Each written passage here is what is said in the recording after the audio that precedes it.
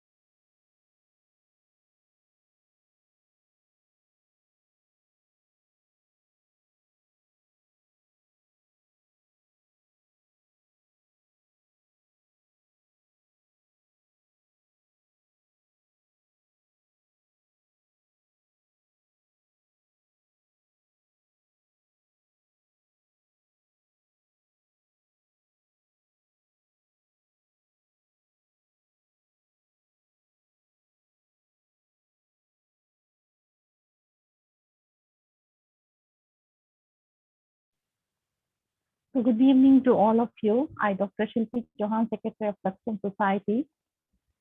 Welcome to all the participants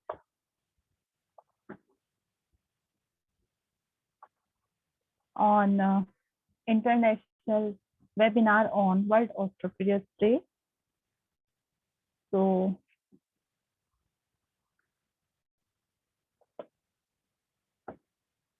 I especially welcome to our speaker of the day, Ms. Mahendri Anvi, and heartily welcome to our President of Saksam Society, Mr. Rajendra Kumar Singh ji. So before inviting our speaker, I would like to introduce about her. So Ms. Mahendri Anvi is one of the first batch BSc Human Nutrition graduates from Mysore University with second rank. MSc FN entered the profession in 1993. She succeeded through self-belief and hard work to become a nutrition health achieving promoter, academician, clinical nutritionist, and hospital dietetics professional with the 23 plus years of working experience and who takes pride in having been instrumental in leading many to better health and wellness in 2000 bedded multi and super specialty territory care teaching hospital Christian Medical College Vellore. She has been course coordinator for CMC PG Diploma in Dietetics and Dietetics Internship Training Program from 2001 to 2017. Taught allied health students, nursing and medical students, and diabetic educators under WDF project and as faculty. Under CMC, NACO, National AIDS Control Organization India, for HIV counselor, nurse, doctors, mentored IDA, RD intern, has 16 plus years of administrative experience. She is actively involved in interdepartmental clinical research projects and got awarded NIH sponsored project for Get-Free Grant USA in the year. She has research publications as co-author in national and international journals. Her diversified interests have won her prizes for poster presentation in various conferences, symposium, as well as in-house competitions, designing exhibitions, stalls, poster, crafts, pencil drawing, essay, and sports competition. Ms. Mahendri is such sought-after speaker for public programs as well as regional workshops, symposium, and conference, medical nursing and nutrition, and was invited for second international conference on food safety and regulatory measures in London, June 2016. Invite experts authors to contribute chapter on medical nutrition therapy in burns and medical nutrition therapy in HIV for first and second edition of Clinical Dietetics Manual published by Indian Dietetics Association and invited literary contributor by Dr. George P. John, chief editor for first and second issues of Dental Care Monthly magazine by Dent Care Dental Lab Private Limited, Kerala, and 12 publications in CME journal published by CMC Vellore. And she has co-authored a chapter, Nutrition Assessment, in International Pediatric Atlas textbook. She is also a life member of Nutrition Society of India, Indian Society for Parenteral and Maternal Nutrition, Indian Dietetics Association and International Association of Dietitians, honorary member of Saksham Society, Jaipur, Rajasthan. She is awarded by the recipient of Citation of Honor, pioneering contribution as the faculty of the Fellowship in HIV Medicine, 2010, CMC Vellore. Lady Legend Award by Saksham Society, Inspiration for Generation Award 2020 by NNHSA, Delhi. Ideal Person of the Year 2020 under Health and Fitness section by Sanjana Events, Jaipur. Iconic Faculty awarded by Saksham Society in 2020. First edition of IAPN Quality Award Excellence in Nutrition Practice State Level awarded by IAPN. Fox Plus India's Top 100 Women Icon Award 2021. So, I'm inviting you, ma'am, to share your opinion on Take Action for Bone Health on celebration of World Osteoporosis Day. Over to you, ma'am. Hello, can you hear me? Yes, ma'am, you are audible. Okay. Will you please start sharing this slide? Yeah, please give me, ma'am. Please give me a few minutes. I'm trying. Yeah, okay. I can't see. But doesn't. Is it visible, ma'am? No. I don't know what happened. I can't see. Doesn't matter if audience can see, that is fine. You can hear me, isn't it? Okay. Good evening, everybody. Namaskar from Tumkur. This is Mahendri. And I would like to thank Dr. Shilpi Chauhan for three things. One is for accepting to arrange this program and keeping me as the speaker, and for this wonderful intro. So you must be wondering if you are seeing the slide. I cannot see it, but I know the first slide I have put up is our event of today is registered or international foundation.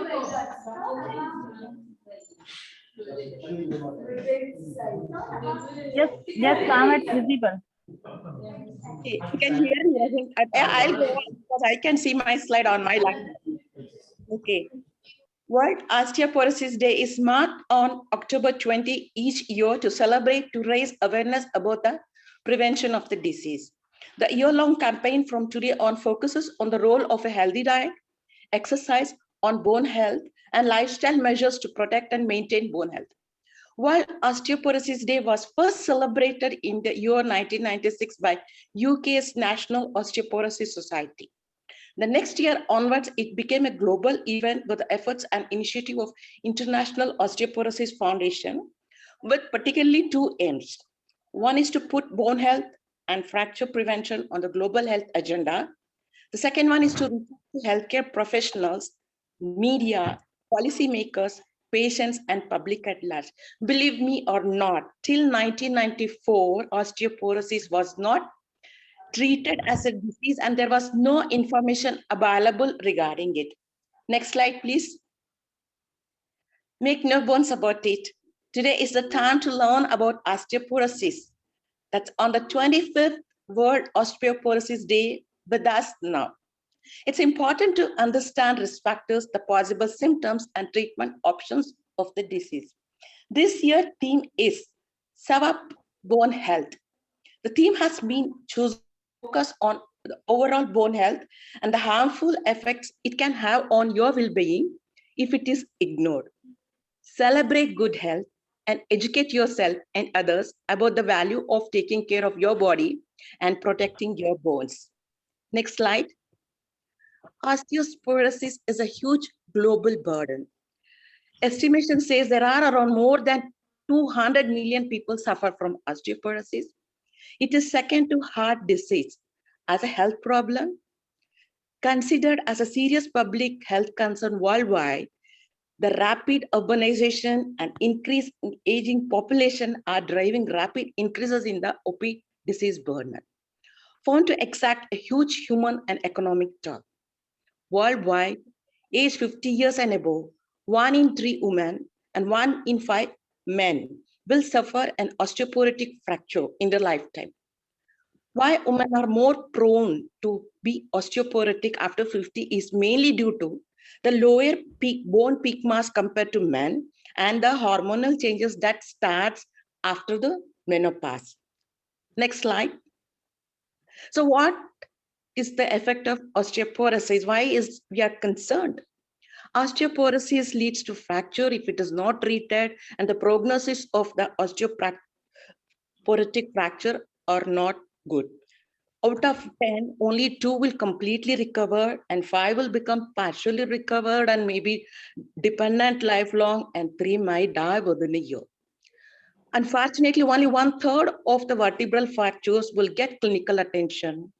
80% of those who have had at least one OP fracture are neither identified, diagnosed, nor treated for osteoporosis. Another important feature is one osteoporotic fracture can lead to a series of fractures later on. There's an 86% increased risk of any fracture. 1 in 5 women with a spinal fracture due to osteoporosis will suffer another one within 1 year. The last year's the direct annual cost of treating osteoporosis fracture has been reported to be 5,000 to 6,000 billion USD in Canada, Europe, and US alone. This is not taken into account the indirect costs such as disability, loss of productivity, etc. Next slide.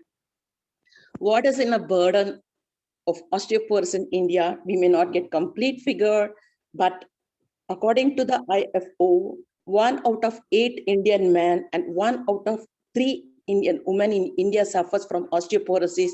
That puts us on the first in the list in the world as the huge osteoporotic populated country. 2 points important worth noting in India is high incidence among men and the lower age peak of incidence of osteoporosis. It's almost 1 to 2 decades lower. That is, our men will get osteoporotic at age of 50, whereas in Western countries, it is around 70th and 80th year.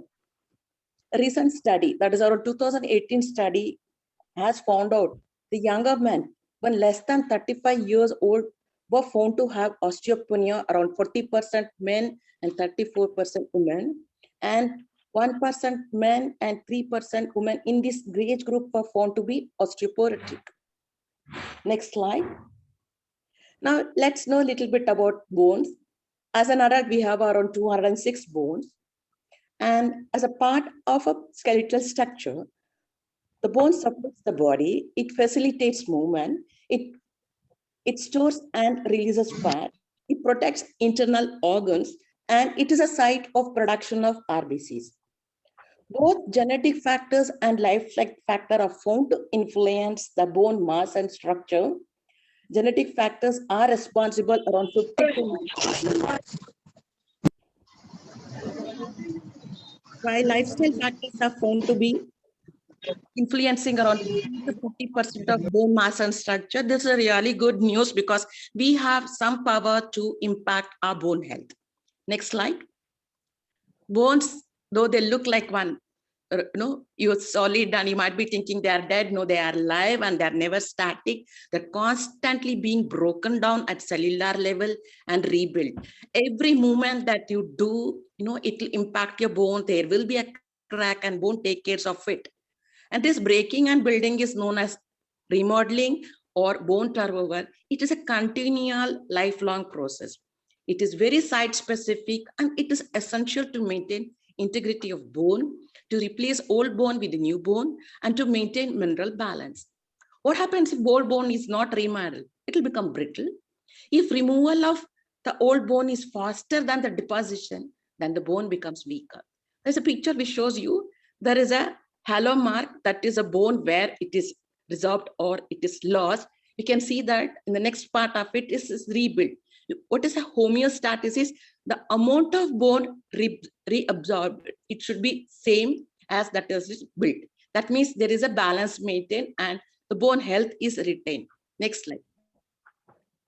There are two main types of bone that is known as cortical or compact and trabecular, cancellous or spongy bone.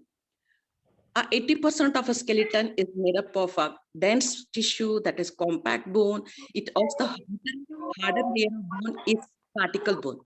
It has a very slow bone turnover rate and it's very stingy. It doesn't give up the calcium as fast as the spongy bone. Loss of bone begins about 40th age and it continues slowly, steadily thereafter. Whereas only 20% of the skeleton is occupied by the cancellous bone, mostly in the flat bones, vertebrae and pelvis, etc. It forms the inner bone matrix and it's more metabolically active compared to the compact. It is the one which gives off the calcium immediately when there is a drop in a blood calcium level. And thus it has got a very high bone turnover rate. Loss of this bone begins at the age of 30, although loss can occur whenever the calcium withdrawal exceeds the deposit. You can see the matrix, it looks like a honeycomb structure. Suppose if it is not formed or if there is further, it started becoming big or the connection is disrupted, you can imagine what might happen to your bone strength. Next slide. Bone mass changes with aging, you cannot help it. When we are young, the bone is made and old bone is broken down. Along with that, there is a mass. Bone mass also increases. What do you understand by the term bone mass? Bone mass is nothing but the bone tissue inside a skeletal system. And most people will reach their peak bone mass around 30 and it stays static until the age of 40. It is then onwards, there is a dip in the bone mass. That is, bone loss will start happen.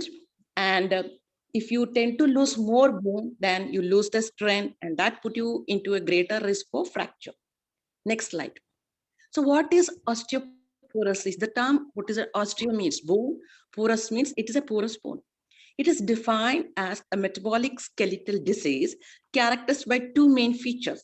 One is low bone density. And the second one is there's a change in a microarchitectural.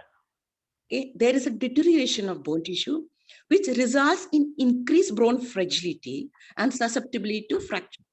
Next, there are two pictures. You can see that there's a one normal bone, below that there is an osteoporotic bone. You can see how fragile it looks even in the picture.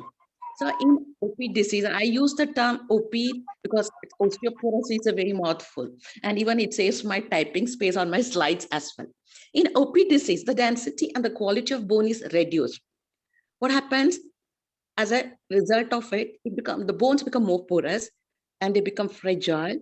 Even the outer part of the bone will start getting thin as well, making bones even more weak and brittle. Thus, the risk of fracture is greatly increased. The fragile bone are more likely to break easily. Just one strong tap on your table might break your wrist. The loss of bone occurs silently and progressively. Mark this word. You will not know what is happening inside your skeletal system. The studies have found those who have lost the alveolar bone, the bone that's supposed to your teeth, there is an increase in the loose teeth and tooth loss. Though OP can happen in any bone in a body, the most common sites of OP and OP fracture are hip, spine, and wrist bone. Next slide, please. So why osteoporosis happen? You know now. Failure to achieve peak bone mass and disorder of bone remodeling. When the bone that is reabsorbed, it is not made up, then that causes the setting the osteoporosis process. Severity of OP disease depends upon how much density of bone mass one has attained in the youth. So higher bone mass means you have lesser chances for OP disease. As age increases, bone mass is lost faster than it is created. That is the reason why the OP increases with aging. I got a license permit to use this microscopic image of an osteoporotic bone next to a normal bone. You can see how do your bone look like. Next slide, please. No test or science can diagnose osteoporosis. Currently, the golden standard for diagnosis is DEXA scan, that is dual energy X-rays absorbed by the tissues and the bone equal to the bone density. Thus, the BD scan helps us to measure the bone mineral density, and that will help us to diagnose whether a person has got a normal or an osteopenia or osteoporosis. You can see that is a machine. It is a non-invasive test. You just have to lie down and the machine does the work. And below that, there is this image of the scan. And you can, there is a 3 color codes next to that, which is known as a T-score. And on the table alongside, I have put up the explanation. The T-score value, that is a green color code, that's a +1. That means there is no bone loss. The person is having normal bone mineral density. Whereas the yellow color, that is -1 to -2.5, equates to 10 to 25% bone loss. It is known as low bone mass, called as osteopenia. The red color indicates the presence of osteoporosis. The T-score value is -3. There is a bone loss equal to 30% to 40%. During a study in 2006, I have seen even a person with a -5 severe osteoporosis. Next. Apart from this, there are many factors that contribute and disrupt this bone homeostasis, so leading to a weakened skeletal structure. So the 3 main categories include failure to develop a strong skeleton. So it could be genetic factors or nutrition factors or lifestyle factors. So limited growth or abnormal bone composition comes under genetic factor, whereas calcium, phosphorus, or vitamin D deficiency, poor general nutrition contribute for or disrupt development. And lifestyle factors, a lot of weight bearing, exercise, and smoking contribute for failure to develop a strong skeleton. Loss of bone due to excessive breakdown, due to decreased sex hormone production or calcium or vitamin D deficiency, increased parathyroid hormone. Failure to replace lost bone due to impaired formation, such as loss of ability to replenish bone cells with age. So remember, the main hormones that are required for bone health and in maintaining the homeostasis include human growth hormone, sex hormones like estrogen and testosterone, calcitonin, insulin, thyroid hormones, and parathyroid hormones. So you can guess any condition that impact these hormones will also impact our bone health. Next, please. Bone loss is gradual and painless, hence osteoporosis can be present without any symptoms for decades, hence it's called as silent disease.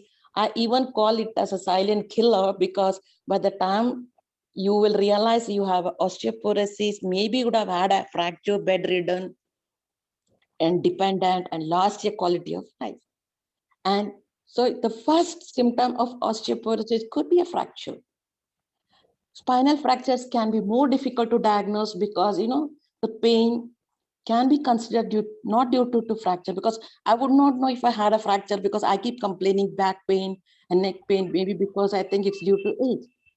And the obvious signs what we can pick up is, if you notice that elderly people in your home is suddenly looks like shorter, their height is reduced, or they have got a curvature upper back, so that stool protrude, or frequently complaining a neck or lower back pain, please get them for a bone BMD test and the follow-up. Next line. It's a complications of osteoporosis. Fracture is the most serious complication that leads to increased morbidity, increased mortality, decreased quality of life. Effects of vertebral compression fracture in the spine. Apart from the height loss, there are other health issues cropping up because of this.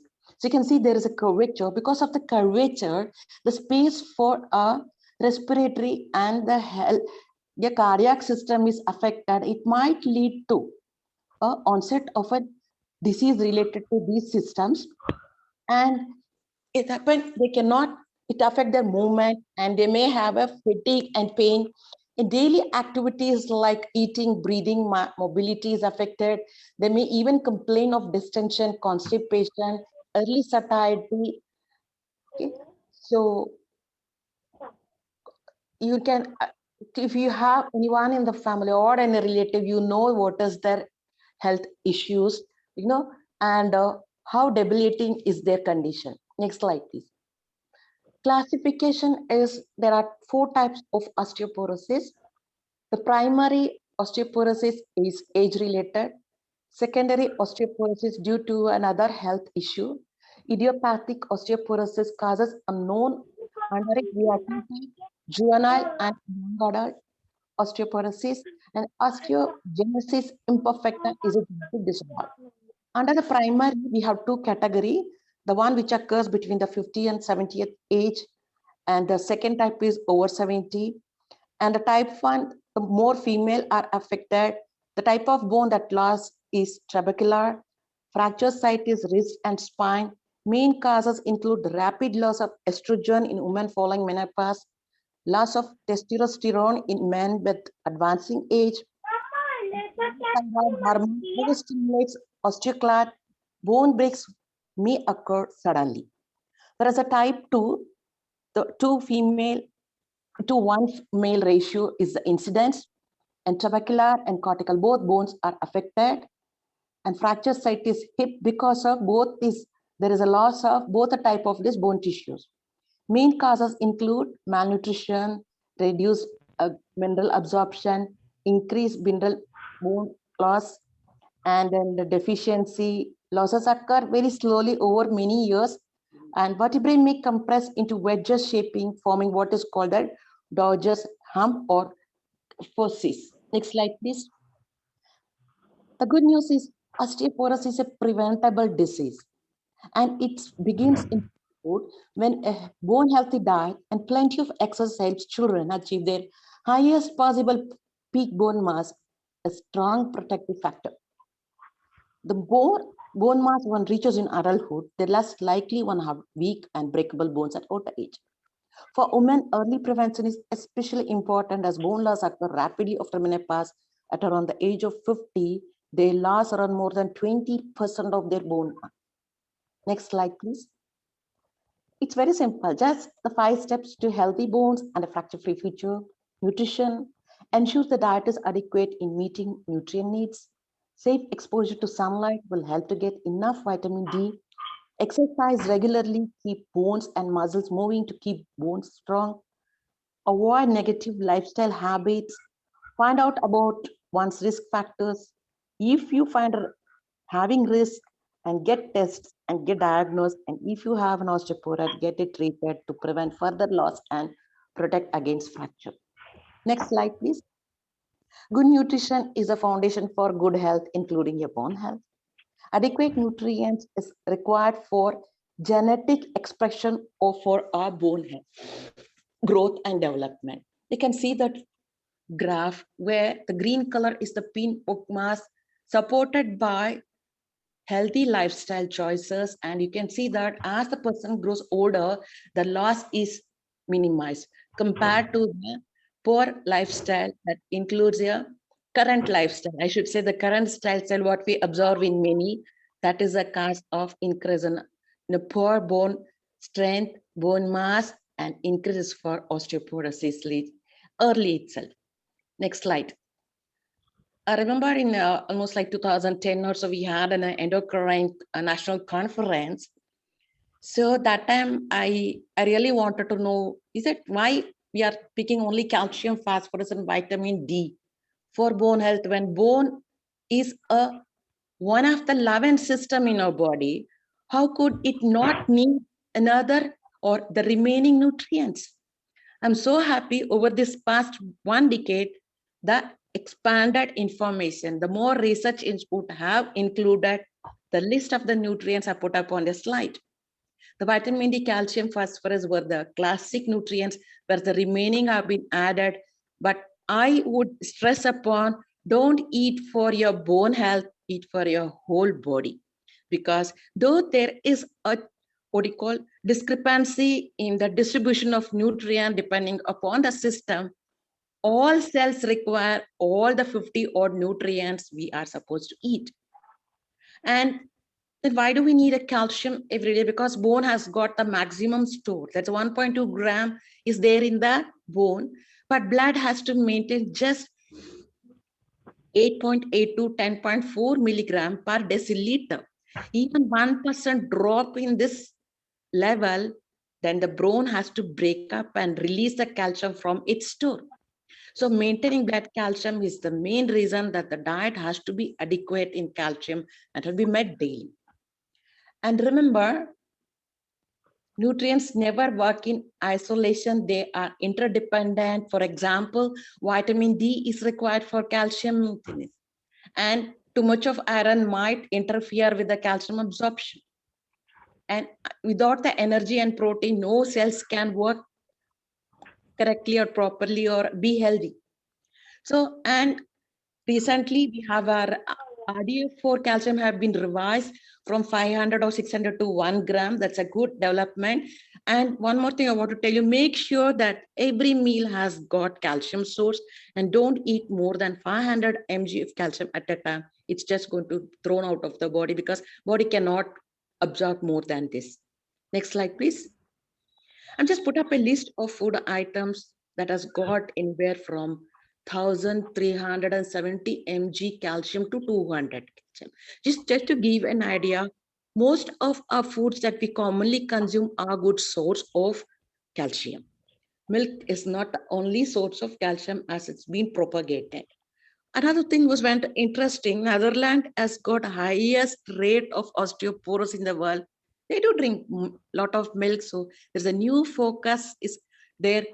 Why? What is that is not protecting that particular population there, though they have adequate amount of calcium intake. I have to tell you, when you see any nutrition information, please focus on how much you can eat at a time. I put that these 3 seeds have got highest amount of calcium, but you cannot eat 100 gram of gingerly seed at a time. The recommended amount is just 30 gram a day. So even at 30 gram, you get enough amount of calcium from the seeds. I have to share an incident that happened in 1995. In my diet clinic, really a well-built lady and a middle-aged lady just walked in and sat. She had come for somebody else's diet sheet, and I was just checking there. They said they don't use milk. And I thought, okay, what else I use? They're pure vegetarian, but she stopped using milk at the age of 4 because she didn't like the smell of it. And there suddenly the question popped up. My goodness, we have been taught that milk is the source of calcium and we have to drink milky. Right in front of me, a lady sitting is a well-built skeletal frame and she's not taking milk. And she said she's eating it well, that is the proof. And now I got an answer for what it could have been the cause of her good health, bone health particularly, is the phytate in the plant food. We were always thought that phytate comes in the way of absorption of minerals. So it is always treated as anti-nutrient, but recent research says otherwise. Phytate appears to protect bone health and support mineral bone density by preventing the bone breakdown by the osteoclast. So make sure that you have a wide variety of food items in your diet and enjoy good health. Next slide, please. This is something I want to bring your attention because most of us are vitamin D deficiency because we don't get exposed to sun, and generally our diet, lacto-vegetarian diet, is very poor source of vitamin D. So make sure you get a vitamin D blood test, and if it is very low, please get a supplement till you make up your blood level. If not, you're okay, then you can choose any of the food item to meet your requirement. Once your blood level are maintained, the best is cod liver oil. Just 1 teaspoon will give you 400. Your RDS 15 microgram per day. 1.5 teaspoon will meet your vitamin D requirement. Those who are lacto-vegetarian, then you may have to have only two options. Either you have a supplement or you get exposed to the sunlight. Next step. So I like this diet that has been published by the NIN in 2020. And I just calculated what is the calcium. I think last year also I have shared this slide. It gives around 1.29 gram calcium. Adequate, it meets your requirement. But another important thing is make sure you take adequate amount of water because bone contains 32% of water. Dehydrated bones become weak bones, so dehydration is one of our bones' greatest enemies. And please note, kindly get a help of a registered dietitian for your nutritional guidance and diet counseling because they are the authorized persons to prescribe medical nutrition therapy and counsel people. And your diet is not, I think this cost of the diet has been worked out, comes around 6,000 or so. You please refer that website which has been shared and it gives you complete picture of the diet. Or your diet, if you require 2000 calorie, all you need is just 300 ml of milk. Your cereals are 270 gram and pulses 90 gram, nuts or seeds 20 gram, vegetable oil 27 gram, fruits 100, all other vegetable varieties 100, onion 100, and roots 100, green leafy vegetable 100. Lo, you are guaranteed with good health if continue this, and make sure you can even have more varieties under each category to make you diet more tasty and colorful and getting more of non-nutritive health promoting phytochemicals that are present in the plant foods. Next slide, please. Exercise helps stimulate the cells responsible for bone building. To promote bone health, one has to try doing weight bearing and resistance exercise 3 to 4 days a week. Now, like at my age, I don't think I can run and jog and skip, but I can walk. Even brisk walk will also help to keep us bone healthy. And it is a land weight bearing exercise help. Swimming is not going to help you to improve your bone strength, only it builds your fitness. Exercise recommended for osteoporosis prevention include walking, jogging, tai chi, yoga, pilates, tennis if possible, and leisurely dining. The same exercises are suitable for patients with OP, but I would like to warn you, please consult a doctor before you start any exercise program. Next slide, please. Lifestyle, you start your good lifestyle practices as early as in the life and stick on to that. Even if it is late, please switch over and correct your negative habits. Eat healthy, quit smoking, avoid alcohol consumption, maintain a healthy weight for your height, sleep adequately, learn to manage psychological stress, avoid ultra processed foods, be regular with your health checkup and medication. Next slide, please. Alcohol has multiple ways to harm health, including a bone health. It interferes with the balance of calcium, and also it is found that cortisol levels may be elevated in the people with alcoholism. People with excessive alcohol consumption, that is more than 2 units per day, have 40% increased risk of sustaining any osteoporotic fracture compared to people with moderate or no alcohol intake. Next slide, please. Smoking is one of the major risk factors for OP. Those who have quit smoking, those who are current smokers, both have got increased risk of fracture. Nicotine and free radicals kill the osteoblasts that are required for bone formation. It impedes the hormone calcitonin required for bone formation, increases cortisol harm that increase the bone breakdown and decrease bone formation, damages the blood vessels, interrupting the supply of blood to the bone, causing damage. Next slide, please. Body weight and bone health. Let me say, as Asians, a normal BMI is 18.5 kg to 23 kg per meter square. If you're 23 kg meter square to 25 and you come to a category of overweight and above that is classified as obese. Extreme weights are harmful for bone health. Malnutrition, underweight, both are contributing factors for osteoporosis. And a recent report of a 25-year follow-up study indicated obesity associated with early hip fracture risk. Obese women were more prone to suffering hip fracture at younger age, and obesity associates with early hip fracture in postmenopausal women before 70 years of age. Higher BMI may affect the risk of fractures regardless of the sex.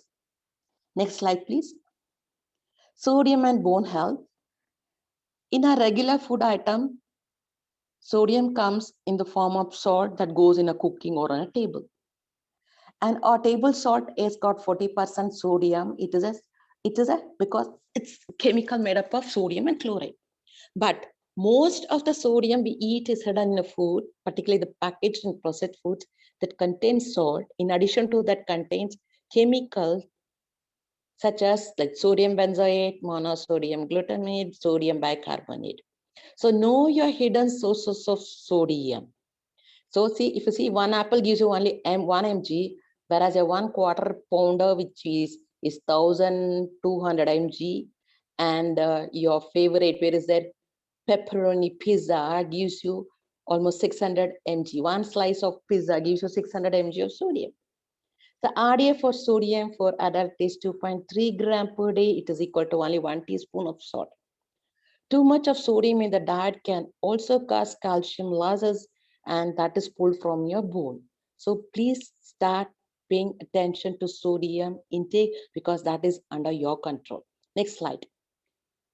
Overconsumption of dietary sugar has potential to increase osteoporosis risk by increasing the urinary excretion of both calcium and magnesium and reducing the absorption of calcium and impairing bone formation by reducing osteoblast proliferation and increasing osteoclast activation as well as lactic acid production.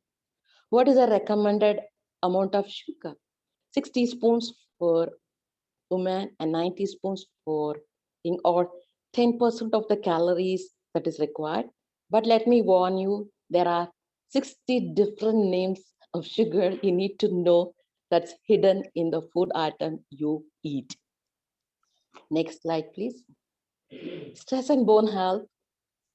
I don't think so. Like 3 decades ago, we were hardly used to hear the term stress. Now the word stress is so common and makes you stressed. And from minor challenges to major crises, stress is part of a life.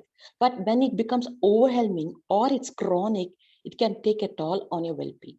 How psychological stress affects this is it's not well understood. But however, chronic stress can alter blood cell, platelet production, increase systemic inflammation, which in turn negatively affect osteoclasts and osteoblasts. The acute effect is it affects our bone remodeling and calcium phosphate release.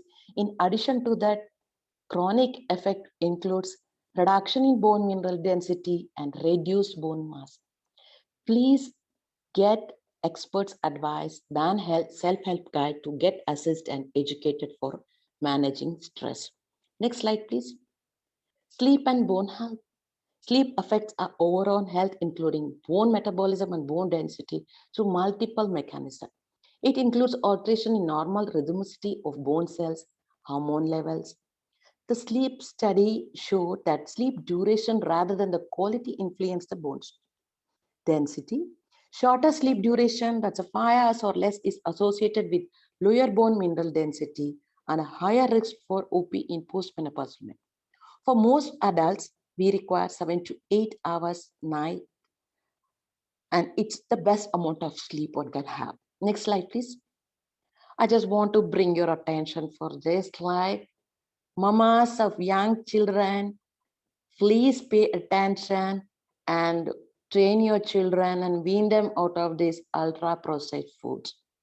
A recent study from Israel has found that both in the animals and in humans, that continuous consumption of your ultra processed foods harms their bone quality at a younger age itself and putting them at a greater risk for osteoporosis later in life. Israeli news has put up that I like that content, so I'm just sharing it. You have a bomb on your hands. The food that destroyed kids' bone. Breakthrough Israeli research finds that ultra-processed food has a dramatic adverse effect on skeletal growth and development. But the next sentence was very surprising. While every parent should be concerned about this finding, some don't want them to be published. Ultra-processed foods, apart from the processing, they contain high amounts of sugar and sodium. You know now, both sugar and sodium with increased calcium excretion. Next slide, please. Now, how do you identify ultra-processed food? Ultra-processed food are nothing but the junk food. And I like the description of how to identify by the government side. You just go through the food label. And if you find some of the ingredients listed there that you won't commonly use in your kitchen, and the class of additives like flavors, enhancers, colors, emulsifiers, sweeteners, thickeners, blah, blah, blah. Okay. And see, I put up this. This is our own Marigold biscuit ka food label. You can see that there are more than 20 items under the ingredient list. The one which you might be using will be wheat flour, sugar, and oil. And none rest of the things and salt. Okay, so 4 items out of this many we use in our daily cooking, rest are all chemicals. So henceforth, please learn to identify the UPF and avoid using them regularly. Next slide, please. Risk factor, you know what is a risk factor? A risk factor is anything that increases your chance of getting a disease. Greater the level of each risk factor, greater is the risk.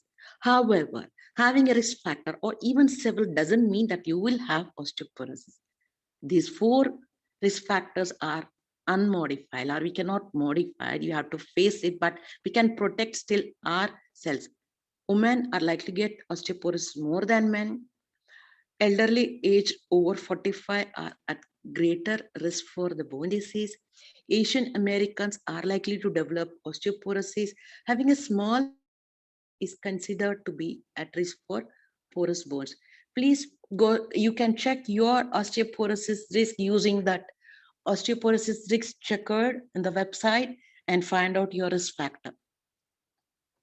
The other risk factors are like having a family history of osteoporosis, already have had a fracture, a menopause and hysterectomy. Those who have had this surgery are at a risk, and those who have reached the menopause are also at risk. Like I told you before, 20% of women's lifetime bone loss happens in the menopause within the first 50 years. Testosterone deficiency in men is also a risk factor. Disordered and medications that weaken bone and affect, there is a long list. I've just quoted here few: asthma, allergy, hematological disorder, cancer, lactose intolerance, lupus, liver disease, kidney disease, lung disease, rheumatoid arthritis, and others. Nutritional and gastrointestinal problem like Crohn's and celiac disease, because they're malabsorption, they affect the absorption of the nutrient. So also the IBD. Endocrine disorder, whichever affects the hormones that are quoted earlier, would are great risk for developing osteoporosis, including diabetes. Immobility or bedridden condition is another risk factor. Medications or chemicals like corticosteroid therapy, immunosuppressant, use of antioxidant containing aluminum, smoking, alcohol abuse, all these are risk factors for osteoporosis. Next slide, please. Fall prevention helps to prevent OP fracture. And because for people with osteoporosis, a minor fall might be dangerous. So tips for preventing fall is like have a night lights in the bathrooms and hallways, get non-skid soles for shoes, place non-slip mats on the racks, equip tub and shower and toilet area with grab bars, ensure stairway rails are sturdy and strong, keep a flashlight by the bedside. Next slide, please. Like if a doctor feels that you are at risk for osteoporosis, they may order for a bone mineral density test. Once that confirm that you have osteoporosis, you may have to undergo some lab test and other tests to make sure that what is the exact cause of your condition. Is it the medical condition is causing the bone loss? Okay, they have to rule out and they have to decide, yep, Treatment protocol. Early detection is critical in controlling osteoporosis. So don't postpone your medical checkup. If you have a risk factor, please get it done at the earliest. Clinical diagnosis is essential to know if osteoporosis is age-related or caused by another underlying disease to find the best treatment. Next slide, please. There is no cure for osteoporosis, but there are treatments to control the further bone loss and prevent the fracture, and usually medications and hormone therapy. So who needs to be tested? The one who has been diagnosed with osteoporosis and then diagnosed with osteopenia and with risk fracture, and who had a first fracture. Because if you let it, there is a, for every decade, there is an increased risk for other fractures, and I don't have to tell you what is the impact of it. So what are the goals of treatment for osteoporosis? Control pain, slow down or stop bone loss, prevent bone fractures with medicine that strengthen bone, minimize the risk of falls that might cause fracture. Medications are available with the doctor prescription, because before taking osteoporosis medication and other medication, medical issues must be checked to ensure that prescribed medicine doesn't pose any other risk for the patient. These drugs are usually prescribed when a patient has severe osteoporosis and relatively likely to fracture. Next slide, please. Some of the common queries can keep lingering in general public thinking. Who is at risk for osteoporosis? All of us, everyone is at risk. It is not just a part of old age. Age is a risk factor, but not every elderly person will develop it. Where does osteoporosis usually start? Sites where formation of new bone doesn't keep up with the loss of old bone. Does osteoporosis get worse with the time? The primary culprit for osteoporosis is spinal compression fracture. It can get worse if you are in a motion like walking, running, or standing. Osteoporosis is not reversible, but with the right treatment, one can slow down its effect. Can osteoporosis shorten your life expectancy? Yes, if not treated. No, with better treatment. For newly diagnosed patients suffering from OP, women under the age of 75 and men under the age of 60, treatment can extend their life for another 15 years. What happens if your OP is not treated? The untreated osteoporosis increases the likelihood of fractures.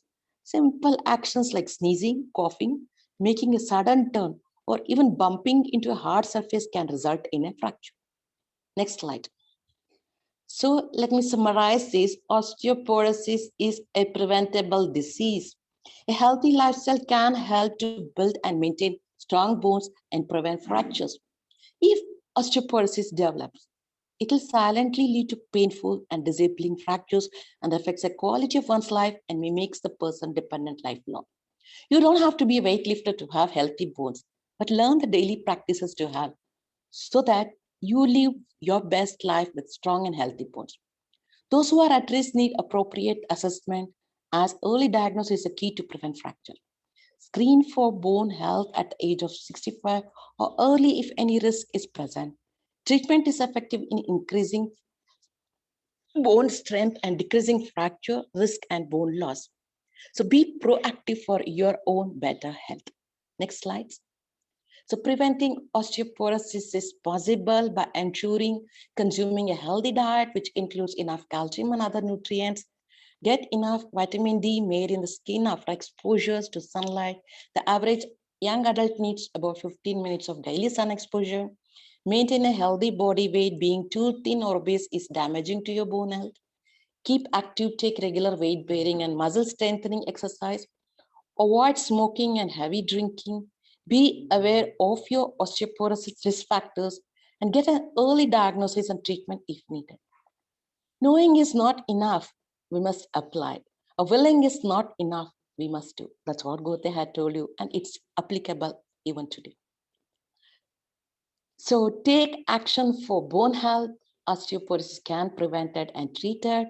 For a healthier you, it is time to take action now. There's a long list of resources and references that you can use to increase your knowledge and help others. Take care of yourself. Who else can do this for you? And thank you for giving me this opportunity. to share you the information and motivate you to take care of yourself. And let's wish for more healthy people on this lovely earth. Thank you. Thank you so much for such a nice and wonderful presentation, ma'am. Thank you so much, ma'am, once again. And thanks to all the participants for being with us. And I wish you all the very happy World Entrepreneurs Day. Please take care of your one. And please wait, I'm sharing with you the certificate and feedback link in the chat box. Please give me time.